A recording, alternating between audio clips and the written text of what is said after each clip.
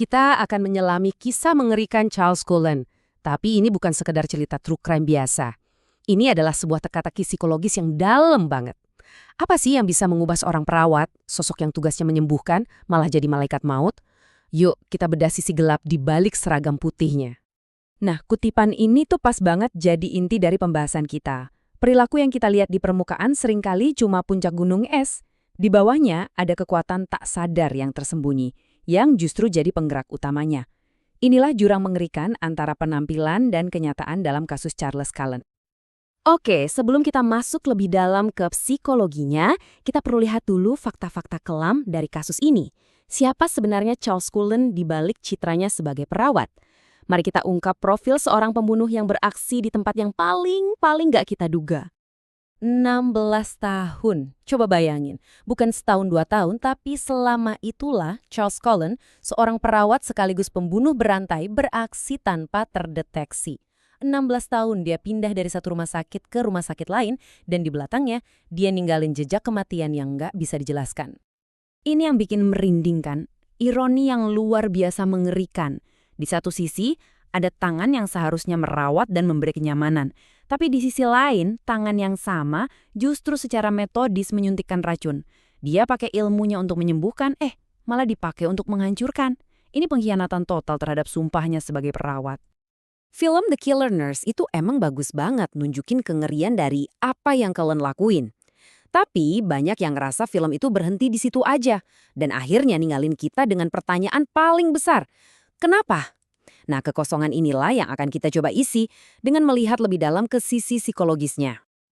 Untuk benar-benar paham kenapa dibalik semua tindakannya, kita butuh alat yang bisa nembus permukaan. Kita akan pakai kacamata psikoanalisis buat ngintip apa sih yang sebenarnya tersembunyi di alam bawah sadarnya. Oke, jadi gini, kita lurusin dulu ya. Psikoanalisis di sini tuh bukan sekedar terapi di sofa kayak di film-film. Anggap aja ini sebuah metode investigasi. Semacam cara buat membedah pikiran dan nemuin dalang tersembunyi di balik semua tindakan kita. Kekuatan tak sadar yang terus ngebentuk siapa diri kita, bahkan tanpa kita sadari sama sekali. Nah, menurut kacamata psikoanalisis, kita semua itu lahir dengan 4 dorongan mendasar. Anggap aja ini setelan pabrik kita sebagai manusia. Tapi, seiring kita tumbuh dewasa, masyarakat, keluarga, lingkungan, seringkali ngajarin kita untuk menekan, bahkan menyangkal dorongan-dorongan alami ini. Tabel ini ngerangkum semuanya dengan jelas. Ada dorongan untuk intim dan terhubung, ini bukan cuma soal fisik ya. Terus ada dorongan untuk negasin diri, untuk berkreasi, dan untuk memahami dunia di sekitar kita.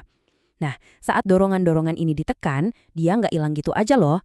Dia justru menciptakan luka sunyi, yang akhirnya muncul dalam hidup kita, entah itu jadi hubungan yang berjarak, atau mimpi yang nggak pernah kesampaian. Oke, sekarang kita udah punya kacamata baru ini. Mari kita mulai berspekulasi. Kita coba pakai lensa ini buat membedah anatomi jiwa Charles Cullen dan ngeliat gimana dorongan yang tertekan ini bisa meledak jadi tindakan yang nggak terbayangkan. Oke, mari kita mulai dengan kemungkinan yang paling ngeri. Waktu kita ngomongin dorongan seksual dalam psikoanalisis, ini bukan cuma soal fisik. Ini adalah hasrat mendasar buat dekat, buat terhubung, buat intim. Kalau dorongan ini ditekan kuat-kuat, mungkinkah pembunuhannya adalah cara yang bengkok dan mengerikan buat dia untuk akhirnya ngerasain koneksi itu? Kalau kita lihat dari sudut pandang ini, dia itu nggak cuma mengakhiri hidup. Dalam momen-momen terakhir korbannya, dia memaksakan sebuah keintiman yang absolut. Dia pegang kendali penuh atas hidup dan mati, menciptakan sebuah koneksi, meskipun fatal, yang mungkin nggak pernah bisa dia dapetin dalam kehidupan normalnya. Mengerikan ya? Sekarang kita coba lihat dari sudut lain. Gimana kalau ini soal agresi? Ingat, dorongan agresif itu bukan cuma soal kekerasan. Ini soal kemampuan kita untuk menegaskan diri, menetapkan batasan, dan bilang enggak. Mungkinkah pembunuhan ini adalah ledakan sunyi dari seorang pria yang seumur hidupnya nggak mampu menegaskan dirinya dengan cara yang sehat? Nah, ini nunjukin kemungkinan bahwa tindakannya adalah sebuah perang pasif-agresif terhadap dunia. Tanpa perlu teriak atau berkonflik, dia justru jadi orang yang paling berkuasa di ruangan itu. Dia akhirnya bisa menegaskan dirinya dengan cara yang paling ekstrem dan ironisnya paling sunyi.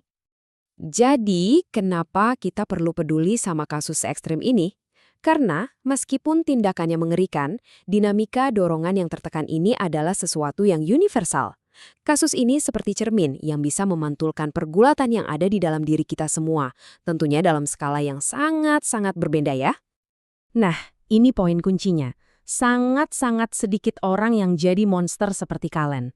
Tapi kita semua dalam kehidupan sehari-hari pasti merasakan konsekuensi dari dorongan-dorongan yang tertekan ini. Kita semua bawa luka sunyi kita masing-masing. Dan kutipan ini ngerangkumnya dengan sempurna. Penekanan-penekanan itu muncul dalam bentuk yang kita kenal banget. Jadi people pleaser karena susah bilang tidak, ngerasa sulit bangun keintiman yang sejati, nunda-nunda mimpi karena takut berkreasi, sampai akhirnya ngerasa hidup kayak jalan di mode autopilot. Kedengaran familiar kan? Dan ini membawa kita pada pemikiran akhir. Kalau kisah Charles Cullen adalah sebuah cermin gelap, kebenaran gak nyaman apa tentang diri kita yang akhirnya balas menatap dari sana? Mungkin, monster yang paling menakutkan bukanlah yang ada di luar sana, tapi yang bersembunyi di bagian-bagian diri kita yang paling gak kita kenali.